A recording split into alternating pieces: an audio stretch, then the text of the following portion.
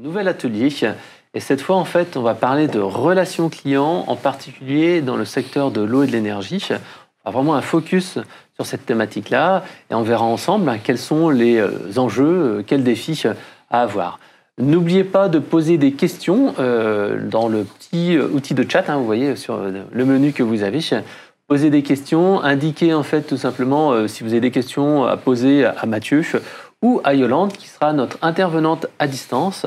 Je vais laisser peut-être Yolande se présenter. Donc Yolande Azout, responsable consommateur dans l'activité eau en Bourgogne-Auvergne-Rhône-Alpes chez Veolia. Bonjour Yolande. Je crois qu'on n'entend pas le micro. Alors, pendant qu'on règle le petit problème technique, Mathieu, je te laisse te représenter. Oui, donc bonjour Frédéric, Mathieu Bliem, je suis responsable de l'offre sémantique chez Eloquent. Merci. Alors, Yolande, est-ce que ça va un peu mieux au niveau du son? Presque. Alors, je laisse un petit peu Hervé gérer ça, la technique. En attendant, ce qu'on va faire, c'est qu'on va juste faire un petit focus sur pourquoi cet atelier. L'atelier, en fait, a pour objectif de donner un petit peu une vision de ce qui se passe dans le secteur de l'eau et de l'énergie. Et pour cela, on a fait appel à 3 sources d'informations. Tout d'abord, des avis clients. Donc, 10 ans d'avis clients qui ont été analysés à la loupe avec notre outil d'analyse sémantique. Ensuite, une étude auprès des professionnels de la relation client. Et à la fin, des avis d'experts. Donc, 3 avis d'experts. Un qui a été fait par Yolande dans le domaine de l'eau, un qui a été fait par Jean-Yves Lépine dans le domaine de l'énergie, et Primagas qui a donné aussi une idée en fait de l'automatisation et de l'alliance entre le digital et le centre de contact.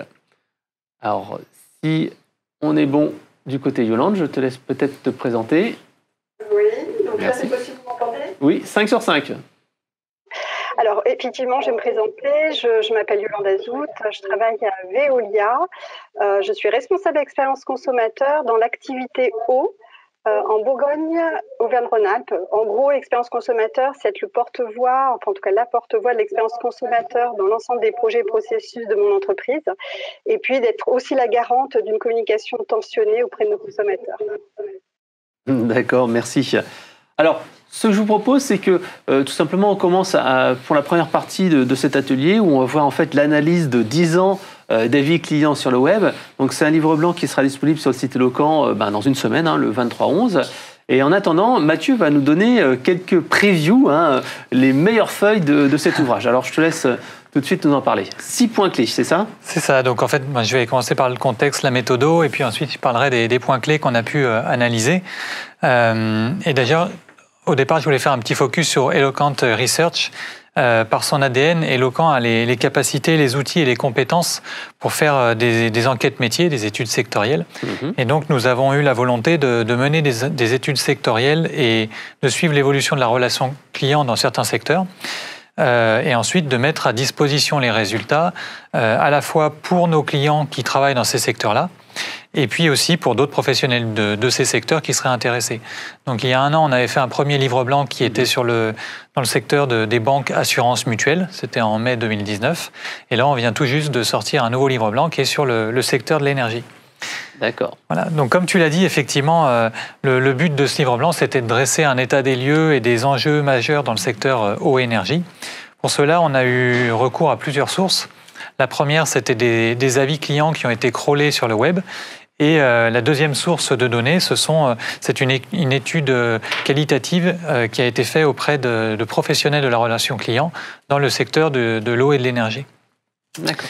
Et donc, à travers la première source, c'est-à-dire les avis clients qu'on a crawlés sur le web, on est allé chercher un peu plus de 10 ans de données sur différents sites. Alors, les sources, c'était Trustpilot, HelloWatt, Que Choisir et Igral, qui contiennent des avis clients sur ce qu'ils pensent de leurs fournisseurs d'énergie, notamment.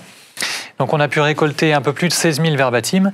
Et le plan d'analyse que je vais vous proposer maintenant, c'est de faire un focus sur les catégories qui ont été évoquées, les opinions qui ont été émises, une comparaison entre les avis spontanés et les avis sollicités, parce qu'on voit qu'il y a des différences. Et puis ensuite, faire un focus sur les alertes qu'on peut voir dans ces verbatims, et puis les plans d'action à mettre en œuvre. D'accord. Voilà. Donc là, je vais vous présenter maintenant le premier focus. Voilà, le premier des 6 points. Tout d'abord, quand on fait un focus sur la partie catégorie, ce qu'on a pu remarquer, c'est que la relation client était centrée sur 3 piliers, que sont le tarif, la compétence des conseillers et l'offre. En fait, pour faire cette analyse, nous avons eu recours à notre grammaire relation client, qui est une grammaire générique prête sur étagère et qui contient 22 jalons, 22 points de contact entre le client final et l'entreprise. Donc ça va du premier contact, l'accueil, l'attente, en passant par l'attitude et la compétence du conseiller, les tarifs, le SAV et l'image de marque de l'entreprise. Donc là, j'ai fait un petit peu en résumé un parcours client. Et voilà, il y a 22 jalons qui sont applicables quel que soit le secteur. Et du coup, l'intérêt, c'est qu'on va retrouver les mêmes secteurs là, pour notre étude énergie que pour le secteur banque, assurance mutuelle qu'on avait déjà fait, et puis peut-être pour d'autres secteurs par la suite. Donc ça permet aussi de mettre en place des comparaisons. Donc si on regarde cette première analyse au niveau des catégories, on voit que les 3 piliers, comme je l'ai dit, sont les tarifs, la compétence des conseillers et l'offre, qui sont les catégories les plus citées par les répondants, à peu près entre 16 et 18% chacun. Ensuite, on a une autre catégorie qui est assez souvent citée, c'est le règlement. Et puis ensuite, on a des catégories moins citées comme la concurrence, l'attitude des conseillers, et puis une quinzaine d'autres catégories qui sont citées dans moins de 5% des cas. Donc voilà, première information, la relation client est centrée sur les 3 piliers qu'on a vus. Ensuite, si on fait un focus sur les opinions, alors je vais passer au slide suivant, voilà. Dans les verbatims, on est capable de détecter les opinions positives et négatives qui sont exprimées sur chacune des catégories. Donc, est-ce que mon conseiller a été compétent ou pas? Est-ce que l'accueil était de bonne qualité ou pas? Etc. etc. Et globalement, ce qu'on observe, c'est qu'on a certaines catégories qui sont très bien notées. Donc, parmi les catégories les plus appréciées des clients, on va retrouver l'attitude du conseiller, la compétence du conseiller, avec à peu près 85% d'opinions positives. Et puis tout ce qui a trait au digital, avec 80% d'opinions positives. Et puis inversement, il y a des catégories qui génèrent plus d'insatisfaction, d'opinions négatives. Donc parmi celles-ci, on va retrouver le départ. Bon, évidemment, là on a beaucoup d'opinions négatives. L'attente, avec près de 60% d'opinions négatives. Le règlement, qui est un point sur lequel il faut porter une attention particulière pour le secteur de l'énergie. L'image de marque et l'accessibilité. Donc en résumé, sur la partie opinion, je dirais que ce qui est vraiment apprécié des clients, ce sont tout ce qui a trait aux conseillers et à leurs compétences, et puis aussi l'aspect digital. Et puis ce qui est un petit peu moins bien apprécié, c'est tout ce qui a trait à l'attente et au règlement notamment. Alors ensuite, le troisième point, troisième axe d'analyse, on a fait une comparaison entre les sources de verbatim, les verbatims sollicités et les verbatims spontanés. Donc les verbatims spontanés, c'était sur Que choisir, et puis les 3 autres sources, c'était des verbatims sollicités. Alors en termes de répartition des catégories, c'est-à-dire en termes de thèmes évoqués par les clients, on observe des différences. Par exemple, dans les verbatims spontanés, Que choisir, on va parler plus facilement de l'offre. Alors que dans les verbatims sollicités, on va plus facilement parler de la compétence du conseiller, de l'attitude du conseiller. Donc je dirais que les verbatims sollicités sont un petit peu plus polissés. On va parler du conseiller, alors qu'en spontané, je parle directement de l'offre, des tarifs, des choses comme ça. Et ces observations, on avait vu un petit peu les mêmes sur le secteur banque, assurance mutuelle. Donc ça, c'était pour les catégories. Ensuite, si on fait un focus sur les opinions, on se rend compte que dans les avis spontanés, on a des opinions qui sont globalement bien moins bonnes que dans les avis sollicités. Et d'ailleurs, c'est pour ça qu'il faut encourager les entreprises à mettre en place des processus d'enquête, à solliciter l'avis de leurs clients, parce qu'en général, les avis recueillis sont bien meilleurs que s'ils viennent s'épancher sur des réseaux sociaux. Donc au global, le pourcentage d'opinions positives est d'environ 80% pour les avis sollicités, contre seulement 37% pour les avis spontanés. Et cette différence importante, d'un écart d'environ 40%, on l'observe aussi pour la catégorie digitale, l'offre et les tarifs. Donc c'est quelque chose qui est assez récurrent, qu'on observe sur différentes catégories. Point d'analyse suivant, donc le 4e sur les 6. le risque juridique est non négligeable. Effectivement, avec notre analyse sémantique, on est capable d'extraire des verbatims un certain nombre de feedbacks. Alors, ce qu'on appelle des feedbacks, ce sont des informations qui sont exprimées par le client, par le répondant. Ça va être des appréciations positives et des appréciations négatives, bien sûr, mais on est aussi capable d'extraire des points particuliers comme le risque de résiliation, le risque juridique, la notion d'effort client, c'est le client qui dit voilà, ça fait 3 fois que j'appelle, j'ai pas encore de réponse, ou je suis dans l'attente de votre réponse. Le buzz négatif, je vais en parler autour de moi, ou je vais en parler sur Facebook, un autre réseau social. Les suggestions qui sont faites par les clients, ce serait bien de faire ceci ou cela. Et puis les demandes d'action, merci de me rappeler au plus vite. Et tous ces éléments, enfin notamment tous les derniers, la résiliation, risque juridique, effort client, demande d'action, ça, ce sont des éléments importants pour les entreprises parce que si on arrive à les détecter dans les verbatims, il faut que le verbatim soit traité en priorité. C'est-à-dire si dans mon entreprise, je reçois par exemple 1000 mails par jour, je serais intéressé par le fait d'identifier les 40 ou 50 mails qui parlent de résiliation, de risque juridique et de demande d'action. Parce que si je prends les mails un à un, peut-être qu'une demande d'action, je vais l'avoir assez tard, à la fin de la journée. Voilà, exactement. Et donc, quand on a quelque chose d'urgent, comme un risque de résiliation, si on veut éviter le churn, l'intérêt, c'est que grâce à l'analyse sémantique, on va pouvoir identifier le mail qu'il faut traiter en priorité. Et donc, le service client va répondre en priorité à celui-ci. Et donc, pour revenir sur les alertes qu'on a pu détecter dans le secteur énergie, ce dont on se rend compte, c'est que le risque de résiliation et le risque juridique sont assez facilement abordés. Ils représentent 5% des feedbacks chacun, ce qui est assez important. Surtout le risque juridique, qui est au même niveau que le risque de résiliation. Ça, c'est beaucoup. Si on compare au secteur banque, assurance, mutuelle, on avait un rapport de 1 à 2 ou 2,5, alors que là, ils sont à égalité. On a autant de risques juridiques que de risques de résiliation qui sont exprimés. Donc les gens, ils sont comme assez mécontents et parfois ils disent, voilà, je vais porter plainte à que choisir, aux tribunaux, etc. Oui, en tout cas, le risque juridique, en proportion, est plus exprimé que dans d'autres secteurs. Donc c'est quelque chose qu'il faut avoir en tête et sur lequel il faut faire attention. Alors avec un petit bémol, déjà il y a des différences entre les avis spontanés et sollicités. On le voit sur le graphe, par exemple sur le risque juridique, il est de 13% dans les avis spontanés contre seulement 1% dans les avis sollicités. Donc là il faut voir à quel public on s'adresse. Ouais, c'est un petit peu comme disait tout à l'heure Marie-Louis et Emmanuel Ploton. Ils disaient, voilà, s'il y a une remontée client qui n'est pas prise en compte, il n'y a pas d'espace en fait pour le client puisse s'exprimer, à ce moment-là, là, ça va monter en pression et il va tout de suite aller se plaindre sur le forum et dire, voilà, c'est impensable, je vais porter les affaires devant les tribunaux, le médiateur, etc. etc. C'est ça, exactement. Comme tu l'as dit, comme je disais avant, il vaut mieux, et comme le disait aussi la Massif lors du Pépite Café mi-octobre, il vaut mieux fournir au client le moyen de s'exprimer, donc lui envoyer un formulaire de satisfaction, une enquête de satisfaction, plutôt que de ne rien faire et de le laisser monter un peu dans les tours et puis aller s'exprimer sur les aspects négatifs sur les réseaux sociaux. Le seul bémol que je mettrais, donc j'ai dit que le risque juridique était relativement important, risque de résiliation aussi. Cependant, si on regarde entre 2015 et 2020, on voit que ces niveaux de risque ont baissé. Donc par exemple, le risque juridique, si on regarde les avis spontanés, donc au global, il est à 13%, mais entre 2015 et 2020, il est passé de 15 à 7%. Donc on peut considérer que les entreprises du secteur ont quand même déjà mis en place des actions correctives. D'accord. Alors, cinquième point, c'est tout ce qui concerne les plans d'action à mettre en œuvre pour le secteur énergie. Alors, on va s'appuyer sur notre outil Action. Je fais une petite explication brève, parce que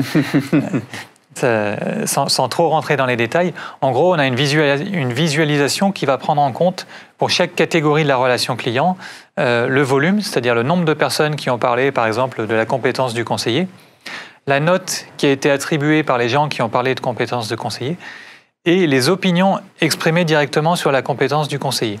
Et donc nous, on va synthétiser tout ça sous la forme d'un graphique qui est visible à l'écran et on va interpréter ce graphique de manière à détecter les signaux faibles, les chantiers prioritaires, les chantiers à éviter et les best practices. Donc si on résume, en bleu, c'est le volume d'avis. Exactement. Dans ce cas-là, c'était des avis, mais ça peut être des enquêtes de satisfaction. Thème par thème, oui. Voilà. En vert, c'est ce qui est plutôt positif sur l'avis exprimé. En rouge, c'est ce qui est plutôt négatif. Ce sont les détracteurs. Voilà, et la petite balle jaune, la petite boule, c'est C'est un résumé des opinions qui ont été émises sur le thème, sur la compétence du conseiller, sur les tarifs, etc. Exactement. Donc ça vous aidera, parce que comme là l'écran est splitté en deux, c'est vrai que c'est pas forcément hyper lisible. Voilà. Alors en termes d'interprétation, si on regarde les chantiers à éviter, par exemple, il y a la compétence des conseillers, l'attitude du conseiller et le digital. Pour ces 3 chantiers, on a un volume important, mais on a à la fois beaucoup de promoteurs et peu de détracteurs et des opinions qui sont très bonnes. Ça veut dire qu'on est déjà proche de l'excellence, on est déjà très bon. Donc pour nous, c'est un chantier à éviter, c'est quelque chose sur lequel les entreprises du secteur énergie sont déjà très bonnes.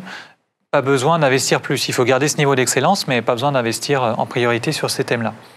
En revanche, dans les chantiers prioritaires, on a l'accessibilité, l'image de marque et le règlement, qui sont des thèmes pour lesquels on a beaucoup de citations.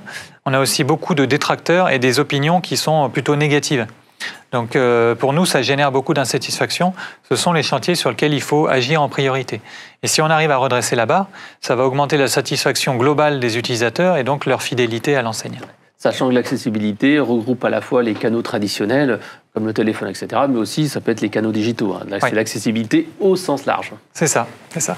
Et alors, juste pour revenir sur les chantiers à éviter, je parlais de compétences, attitude du conseiller digital, c'était aussi les forces qu'on avait vues auparavant dans les opinions. Et puis, on peut aussi, grâce à ce graphique, détecter les signaux faibles. Alors, ils sont assez nombreux. Il y a les tarifs, l'offre, le suivi du dossier, le contrat, l'engagement, le confort. Ce sont des thèmes pour lesquels il peut y avoir aussi de l'insatisfaction, mais qui sont évoqués dans des petits volumes, ou alors qui ont des volumes importants, mais une satisfaction qui est moyenne. Donc on ne peut pas dire que c'est vraiment des chantiers prioritaires, c'est un petit peu entre deux eaux.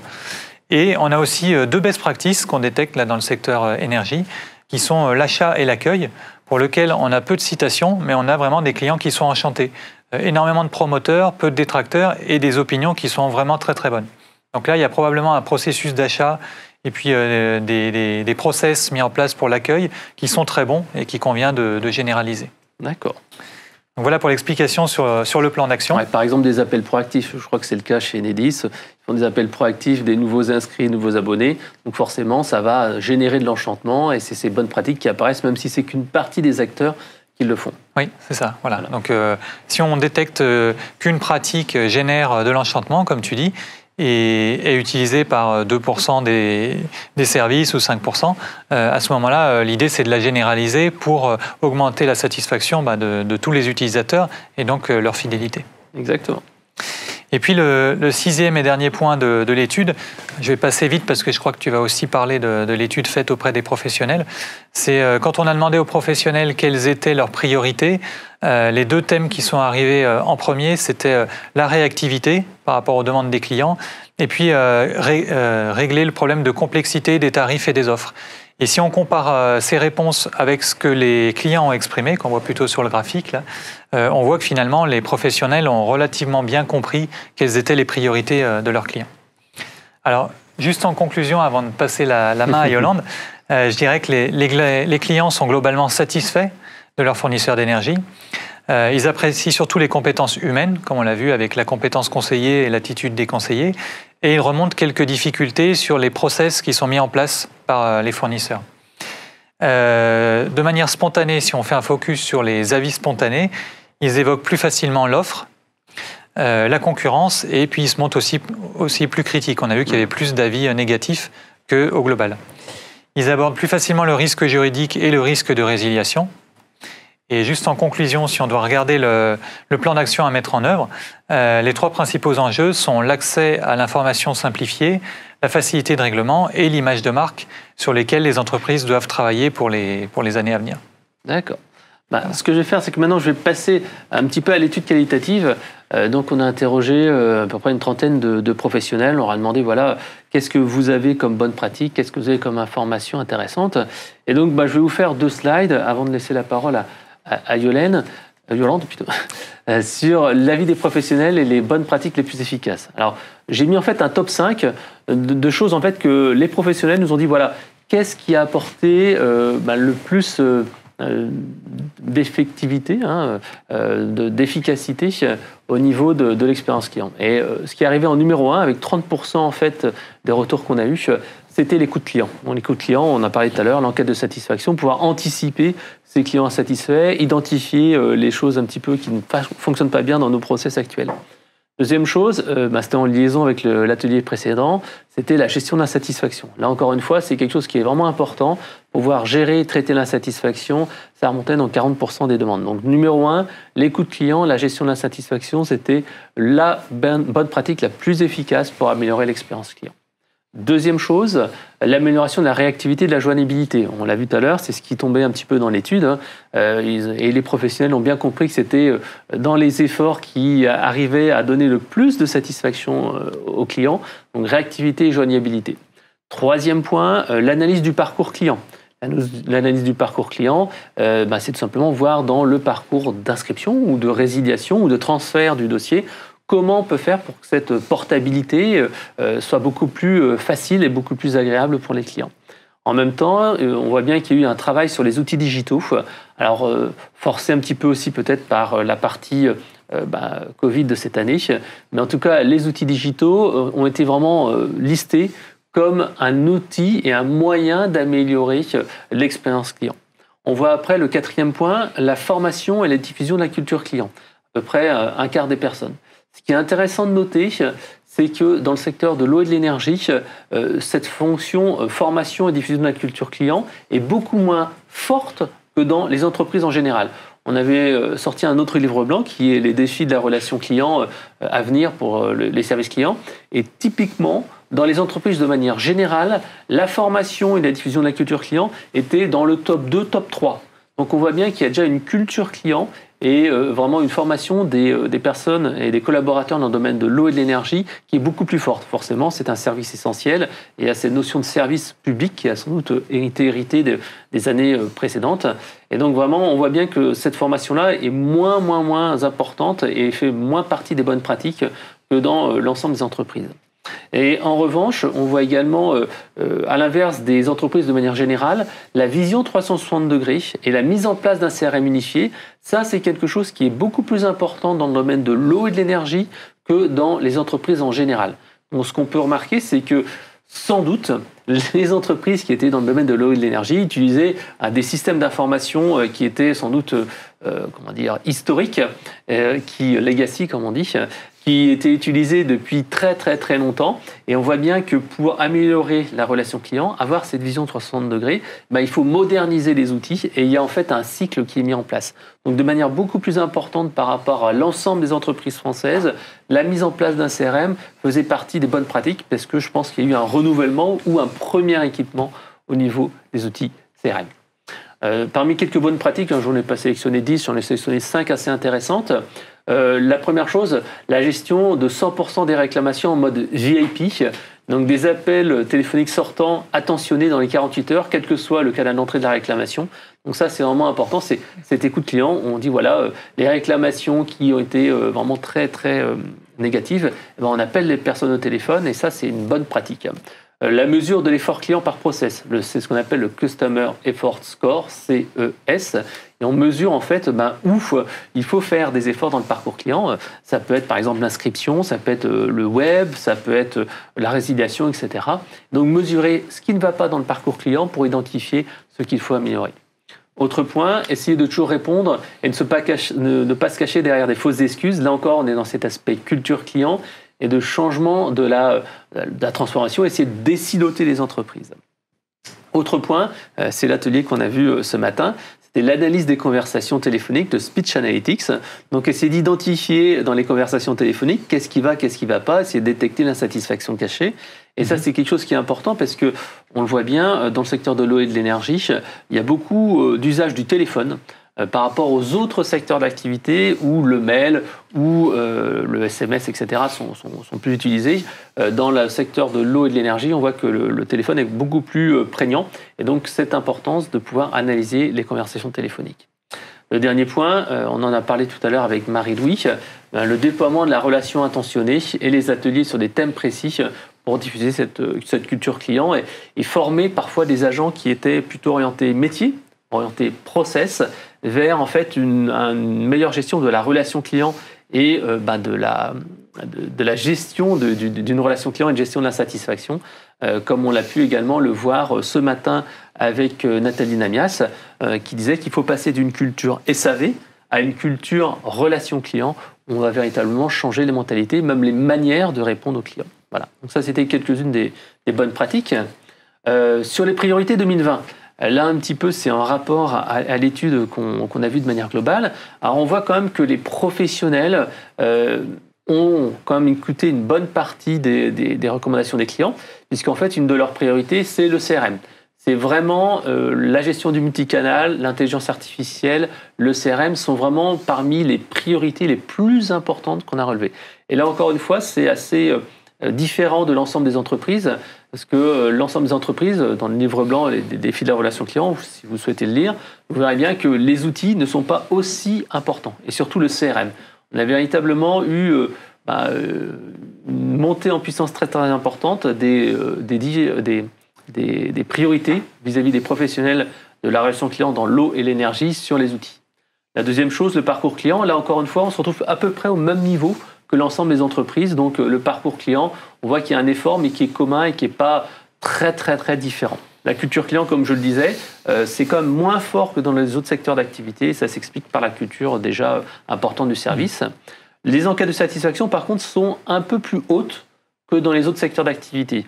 Pourquoi ? Parce que de nombreux secteurs d'activité ont déjà mis en place ce système d'enquête de satisfaction post-appel et la gestion de la satisfaction, tandis que dans le domaine de l'eau et de l'énergie, cela semble être quelque chose qui est moins systématique.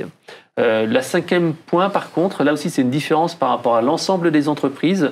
Le self-care, chatbot ou FAQ, formulaire en ligne, est quand même moins important dans le domaine de l'eau et de l'énergie que lorsque l'on voit dans l'ensemble des entreprises. Alors, pourquoi ? Je pense que tout simplement, le nombre d'interactions et d'échanges entre un client et son fournisseur d'eau et d'énergie est quand même moins important. On ne déménage pas tous les jours, on ne change pas de fournisseur d'électricité tous les jours. Donc c'est pour ça que le self-care reste quand même moins important dans le domaine de l'eau et de l'énergie par rapport à l'ensemble des secteurs d'activité. Alors, je vais juste citer quelques phrases que nous a fait Jean-Yves Lépine, directeur de l'expérience client chez Dalca. Donc, il nous a donné quelques tendances fortes en fait dans le domaine de l'énergie. Il nous a parlé de son point de vue. Donc, ce qu'il nous a dit, voilà, il y a 5 points importants. C'est la maîtrise de la consommation et l'empreinte écologique. Ce sont des choses en fait qu'on retrouve dans le domaine de l'énergie qui sont importants à prendre en compte. Donc, une tendance forte. Deuxième chose, la personnalisation des offres et la transparence et l'instantanéité. Donc on rejoint tout à fait l'aspect accessibilité, transparence de la consommation, instantanéité de la relation. Développer l'écoute client, là aussi c'est quelque chose qu'on voit dans les bonnes pratiques. Professionnaliser le service, c'est ce qu'on disait tout à l'heure, la partie service client, passer d'une culture SAV à une culture relation client et viser l'excellence opérationnelle. Et le dernier point, c'est la proactivité et des équipes et bien sûr la capacité à anticiper. Et à la fin, j'ai listé 5 petites idées et actions qu'ils ont mis en place en 2020 pour tout simplement donner vie à cette vision. La mise en place d'un CRM, les enquêtes de satisfaction, le self-care, des SLA et bien sûr des analyses des appels proactifs en fait pour répondre aux clients. Donc 5 bonnes pratiques que vous pourrez lire directement dans le livre blanc. Alors, ce que je propose maintenant, c'est de laisser la parole à Yolande pour nous parler un petit peu de sa vision sur la relation client dans le domaine de l'eau, puisqu'on a vu l'énergie et de manière un peu plus globale. Donc, Yolande, je vous laisse la parole. Oui, alors déjà, je voulais vous remercier, Frédéric, de m'avoir invité à partager le retour d'expérience de Veolia sur ces tendances de la relation client, mais plutôt au niveau de l'eau.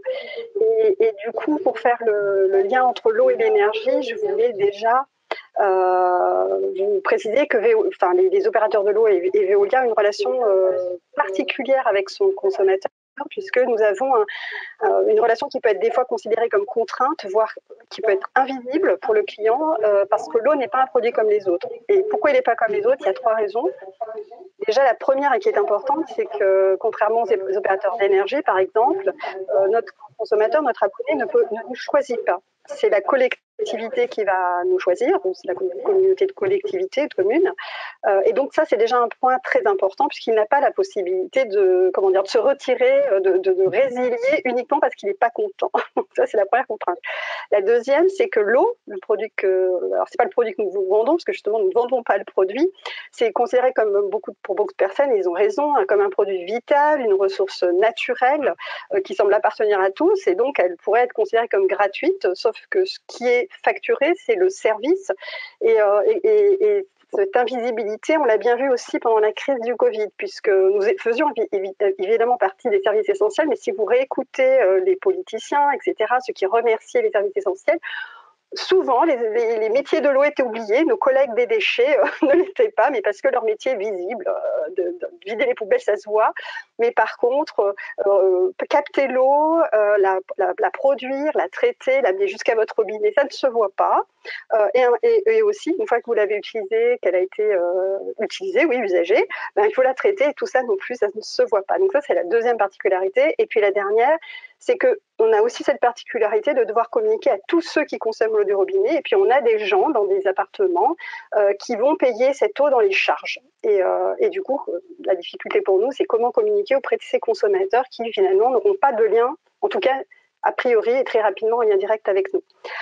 Alors ça, c'est notre particularité. Par contre, nos consommateurs, c'est des clients comme tous les autres et donc ils vivent des expériences plurielles. Donc ils comparent leurs expériences. Tout à l'heure, effectivement, vous parliez de changer d'opérateur quand on déménage.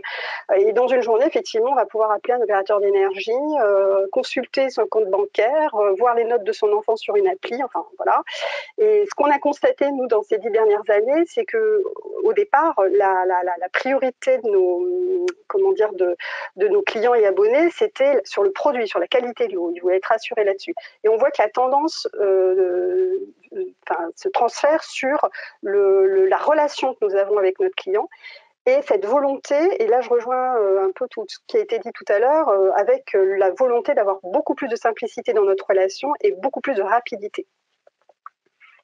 Alors justement, comment votre entreprise, comment Veolia y fait face en fait?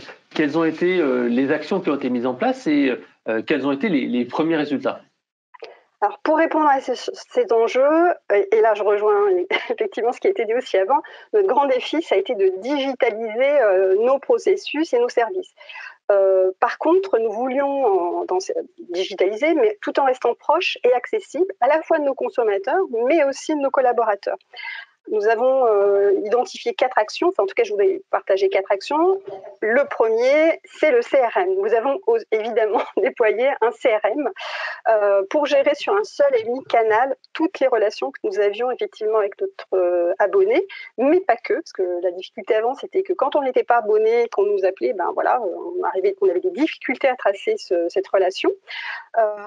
Et donc cet outil a évidemment permis de fluidifier nos relations avec le consommateur, mais aussi entre nous, parce que vous imaginez bien que dans une entreprise comme la nôtre, pour une réclamation ou un contact donné, il y a une multitude de services ou d'interlocuteurs chez nous. Et du coup, ça a aussi fluidifié les interactions pour traiter une demande d'un consommateur. La deuxième, nous avions déjà une appli qui s'appelle Veolia et moi, mais qui avait vieilli. Donc, il y a un peu plus d'1 an, a été complètement retoilettée pour effectivement aussi opérer un parcours, alors pas consommateur par rapport au service de l'eau, mais en tout cas via cette appli. Donc, elle a été complètement refondue avec des nouveaux services digitaux comme payer sa facture d'eau en ligne, transmettre son index facilement, mais aussi pour ceux qui ont un module de communiquant sur les compteurs, avoir des alertes fuite, par exemple, ou être informé quand son compteur va geler, donc toutes ces choses-là. Nous sommes en train, c'est pas fini, nous sommes en train de revoir complètement notre agence en ligne. Et je vais donner le dernier exemple parce que ça colle à ce qui a été dit juste avant. La dernière mise à jour, ça a été de le doter d'un chatbot justement pour simplifier le parcours, la recherche d'informations sur notre agence en ligne. Alors ces 2 premiers points nous ont quand même permis, heureusement qu'on avait déjà avancé sur le sujet avant la crise sanitaire, mais en tout cas ça nous a permis de passer cette crise sanitaire en mars avec plus de sérénité grâce à ces 2 points où nous avions anticipé. Ensuite, les 2 autres points, c'est, vous l'avez dit aussi dans vos propos, c'est Veolia, depuis 3 ans, on a instauré le principe transversal de la relation intentionnée. Cette relation intentionnée, évidemment, on la veut auprès de nos consommateurs, mais on sait bien que par effet miroir, il faut de la relation intentionnée auprès de nos collaborateurs et collaboratrices. Donc il y a tout un travail avec mes autres collègues expérience consommateur des autres régions, d'infusion de cette fameuse relation intentionnée auprès de tous les collaborateurs. Et par exemple, dans ma région, cette infusion de la relation intentionnée n'a pas concerné que les personnes qui sont au contact des consommateurs. Et moi, personnellement, j'ai assisté à des ateliers avec des acheteurs, des gens des ressources humaines, des financiers, des développeurs, donc des gens qui, a priori, n'ont pas de contact direct avec le consommateur, mais qui ont vraiment compris et intégré pourquoi il fallait en interne avoir de la relation intentionnée pour que ça se répercute, ça s'infuse auprès de nos consommateurs. Et puis le dernier point, c'est là aussi, on rejoint ce qui a été dit avant, c'est écouter la voix du client. Donc évidemment, on avait des enquêtes barométriques très globales, annuelles, depuis des années, mais nous voulions identifier des moments forts et comprendre ce qui se passait dans 4 moments clés de notre parcours client. Et grâce aux outils d'Eloquent, nous avons pu mettre en place des enquêtes mensuelles comme ça depuis un peu plus de 2 ans. D'accord. Alors n'hésitez pas à poser des questions si vous le souhaitez, puisque en fait, on va se laisser encore 5 minutes là, pour présenter un petit peu les défis dans le secteur de l'eau. Si vous avez des questions, vous pouvez poser des questions à Yolande sur la partie, par exemple, relations intentionnées. C'est vrai que c'est quelque chose qui est assez intéressant à déployer, ou à Mathieu sur le principe de l'étude. Alors moi, je dirais un petit peu, là, on a vu ce que vous avez fait cette année. Donc c'est vraiment un gros travail, un gros chantier qui a été effectué, à la fois sur du digital, à la fois sur de la culture client, à la fois sur des applications mobiles, sur la modernisation des outils. Quelles sont en fait les tendances majeures à venir et qu'est-ce qu'il faut anticiper dès à présent? Alors, ce qui est sûr, c'est que la crise sanitaire nous a amené à accélérer notre transformation digitale. Ça, c'est évident et indéniable. Par contre, je vous le disais, il y avait ce côté humain qu'il ne fallait pas oublier, et on sait bien que le corollaire de cette accélération digitale, c'est qu'on a en même temps, enfin quand je dis on, c'est collectivement, parce qu'on a tous plus ou moins les restaurants, tout ça, on a tous digitalisé tout un tas de choses, on a forcément augmenté une fracture numérique dont il faut faire attention. Nous avons aussi mis en exergue une fracture sociale qui, du coup, pour certaines personnes, va rendre difficile l'accès à l'eau. Et là, c'est pareil, c'est des consommateurs, ça peut être des gens dans la rue, etc. Et il faut aussi prendre soin de ces gens-là. On s'est rendu compte aussi, alors nous chez Veolia, on est dans le domaine de l'environnement, donc on est vraiment sensible à ce sujet-là, mais du coup cette année, c'est vrai que ça a mis en exergue notre impact humain sur le climat, le stress hydrique, puisqu'on a encore eu des zones en sécheresse cet été, et on se rend compte aussi là que ça devient une préoccupation pour beaucoup et qu'elle peut aussi impacter les clients en difficulté. Donc pour terminer, moi j'ai envie de dire que Veolia doit continuer à contribuer, à accompagner ces consommateurs, à les accompagner dans ces transformations dites vertes et inclusives. Voilà. D'accord. Merci pour ces informations qui sont vraiment intéressantes sur le futur et les défis à la fois économiques et écologiques au niveau du secteur de l'eau, du traitement de l'eau. Alors, je vais laisser Chantal commencer à nous parler des premières questions qui sont arrivées, que ce soit pour Yolande ou Mathieu. Alors, Chantal, je te laisse nous annoncer quelques-unes des questions. Oui, donc Frédéric, c'est pas toi, qui nous demande « Veolia parle de consommateur. Quelle différence fait-on entre un consommateur et un client ? SFR a à la fois un service relation client et un service relation consommateur. Y a-t-il une nuance subtile entre ces deux termes ?» Et ça rejoint une autre question qui demande à Yolande, voilà, est-ce que le client, c'est vraiment le consommateur pour Veolia ? Alors, effectivement, moi je fais l'expérience consommateur et pas expérience client. Pourquoi ? C'est ce que je disais tout à l'heure, c'est qu'en fait, notre objectif, en fait, le client, celui qui paye la facture d'eau, chez nous, on l'appelle l'abonné. Donc voilà, celui qui a vraiment une relation contractuelle avec nous et qui peut effectivement nous appeler parce qu'il y a un problème, et je rejoins les problématiques rencontrées, problème de facturation, une fuite, etc., un problème de qualité d'eau, etc. Donc là, effectivement, il va nous appeler, il a une relation directe avec nous. Et pourquoi on parle de consommateur ? Parce qu'en fait, nous, on veut englober l'ensemble des personnes qui vont consommer de l'eau, et donc soit dans des appartements où l'eau est dans les charges, mais aussi, je le disais, parce que c'est dans l'avenir, c'est dans l'avenir, mais on fait déjà un certain nombre de choses, et notamment sur Lyon, sur les personnes en difficulté et qui ont besoin aussi d'un accès à l'eau dans la rue. Voilà. Ou parce qu'il y a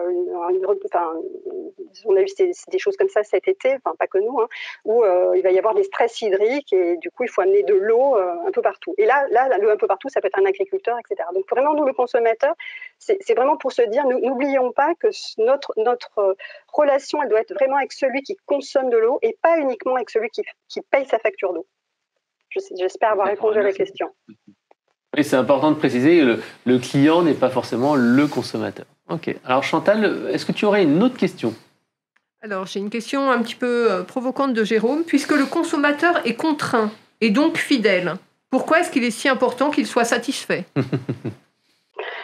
Alors, je vais être... En fait, moi, je suis ingénieure, donc je vais parler je suis arrivée dans l'expérience consommateur, mais j'ai un parcours de plus de 20 ans dans l'entreprise. Et Veolia est toujours un peu une entreprise d'ingénieurs. Et donc, c'est vrai que la tendance, et on l'a vécu, hein, a été d'oublier quand même ce client consommateur qui a quand même une importance vitale. Pourquoi ? Déjà, parce qu'il faut prendre soin, parce qu'on a une démarche symétrique, prendre soin de ses collaborateurs pour prendre soin de ses consommateurs. On s'est dit que c'était indissociable. Le deuxième, c'est qu'effectivement, notre client, celui qui va choisir Veolia ou un autre opérateur, ou décider d'ailleurs de dire non, je ne vais pas prendre d'opérateur, je vais gérer mon service de l'eau tout seul, c'est aussi, le consommateur est aussi un citoyen. Donc, de toute façon, on a aussi intérêt à soigner cette relation, et c'est vrai, parce que je me rappelle d'un échange que j'avais eu avec Orange, où effectivement, on a intérêt à ce que, tout à l'heure on l'a dit, il ne faut pas que ça aille sur les réseaux sociaux, c'est l'image de Veolia, il ne faut pas que ça aille sur, vous parliez effectivement des réseaux sociaux, des associations, etc. On n'a pas tous intérêt, que ce soit les opérateurs de l'eau, les opérateurs d'énergie, les banques, etc., que ces informations qui vont très très vite sur les réseaux sociaux puissent ternir l'image de notre groupe. En sachant que Veolia, c'est quand même un groupe international et quelque chose qui peut être complètement local, au fin fond d'une montagne, et ça peut prendre des proportions qui peuvent avoir des impacts internationaux et qui peuvent donc impacter sur le groupe. Donc on a un intérêt, partagé effectivement de soigner la relation qu'on a avec notre consommateur. Oui, je pense aussi parce que vous avez une remise en question tous les X années. Donc forcément, s'il y a beaucoup de plaintes des consommateurs finaux, ils vont aller voir leur mairie, ils vont aller voir leur ville et qui vont dire non, ça se passe pas bien. Et s'il y a forcément des échos qui viennent aux oreilles de l'administration, ils vont se dire ok, ça se passe pas bien avec tel acteur, on va changer. Tandis que si l'expérience client des consommateurs finaux est bonne, ils vont dire non, mais ça se passe bien, on est prêt à payer un peu plus. C'est un petit peu ce qu'on disait ce matin sur l'avantage concurrentiel lors du webinaire avec la DTEM. On est prêt à payer un petit peu plus cher pour une bonne expérience client. Et je rajouterai un deuxième point parce que avec les enquêtes de satisfaction et notamment les enquêtes mensuelles, l'intérêt, la prise de conscience qu'on a aussi, c'est que d'écouter le consommateur, c'est aussi simplifier nos processus, c'est aussi faire mieux des choses plus simplement. Écouter le consommateur, c'est aussi nous permettre de nous améliorer dans des processus internes. D'accord. Sur des processus internes. Alors, est-ce que tu aurais une autre... Oui, c'est un moteur d'amélioration continue, comme on le disait précédemment. Alors, Chantal, est-ce que tu aurais une autre question ? Alors, une question pour Mathieu qui demande... c'est Laurent qui demande si est-ce que les clients sont plus bavards sur les réseaux sociaux comme Facebook ou sur les blogs ou forums liés à un secteur d'activité ? Je pense que ça doit concerner les commentaires sur le net. Oui, alors en l'occurrence, nous, on n'est pas allé crawler les informations sur Facebook, mais plutôt sur des secteurs, sur des blogs et forums spécialisés. En tout cas, c'est plus qualitatif parce que justement, sur ces blogs-là, ces forums, on a uniquement des verbatims qui traitent de l'information qui nous intéresse, donc l'énergie, le fournisseur d'énergie, etc.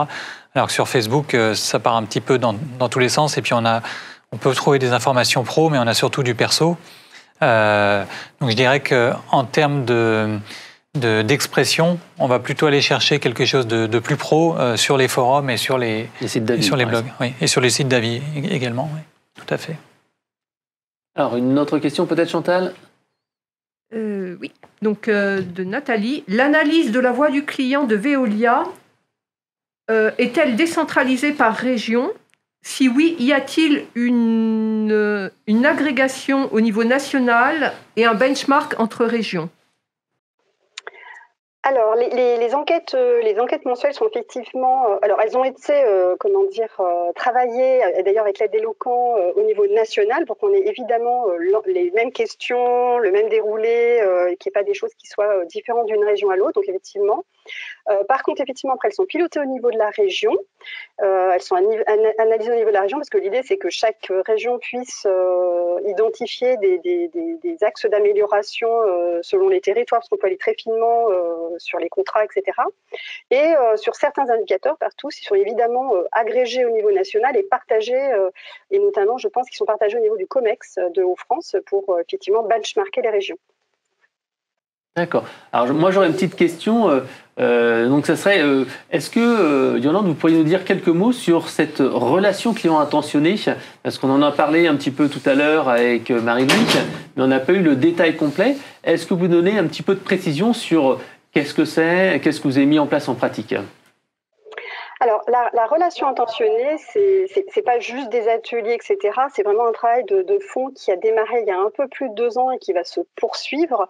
L'objectif, c'était de faire prendre conscience à tous que le fait d'avoir une relation particulière, unique, personnalisée avec ton interlocuteur, qu'il soit en interne ou en externe, c'est quelque chose d'important.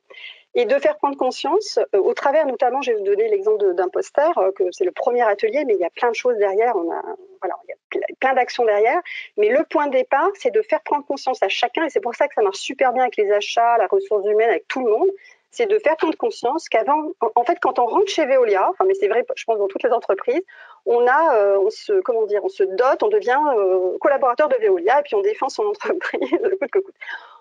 L'idée, c'est de dire enlève ce costume de ton entreprise et rappelle-toi que ce matin, avant de venir au travail, ce soir ou entre midi et deux, quand tu vas t'acheter un sandwich, tu es un client. Et toi, qu'est-ce que tu aimes quand tu es client? Qu'est-ce que tu détestes? Pourquoi tu vas faire ça, etc. Et donc, ce fameux poster, déjà, fait prendre conscience de tout ça. Ensuite, il va faire prendre conscience de tout le chemin parcouru, parce que voilà, on est un peu comme tout le monde, on se dit oh là là, machin, mais en fait, on a fait plein de choses et il y a plein de choses qui existent déjà qui sont de l'attention. Vraiment, c'est des petits pas. Et puis après, il y a la notion de comment moi je suis aux achats, aux ressources humaines, je suis sur le terrain technicien, je manipule une station d'eau potable, je vois jamais un client de ma vie. Comment finalement par exemple, conduire un véhicule avec un logo, comment finalement mon comportement peut quand même impacter l'image de Veolia, comment mon comportement vis-à-vis d'un autre collaborateur qui, au bout de la chaîne, va peut-être avoir un contact avec un client, va impacter un peu l'effet papillon, va impacter la relation. On sait, je ne sais pas qui est autour de la table, mais on sait bien que quand on s'adresse à quelqu'un de manière plus reposée, à l'écoute, être à l'écoute, ne serait-ce que ça, et notamment dans une relation. Alors je reviens sur effectivement la notion de contrainte. La personne n'a pas le choix, elle estime peut-être même que l'eau devrait être gratuite. Si on n'a pas cette posture d'écoute, d'attention, là on avait tout un travail autour du Covid, parce que la personne pouvait très bien avoir aussi statistiquement, on pouvait tomber sur des gens qui avaient vraiment de grosses difficultés, qui avaient peut-être passé des séjours à l'hôpital, voilà. Donc, faire prendre conscience de ça, se mettre à la place de l'autre, c'est déjà un grand pas. Et du coup, ça permet, nous en tout cas sur ma région, je parle de ma région, on a eu quelques 5 étoiles sur Google, c'était nos petites victoires à nous, on a plus de remerciements et de choses qui sont partagées en interne, de gens qui sont vraiment contents et qui remercient nos collaborateurs de leur écoute, que ce soit des techniciens d'ailleurs ou des opérateurs au téléphone ou à l'accueil. Donc ce programme, il a été mis en place il y a 2 ans, et là, il faut combien de temps à peu près pour...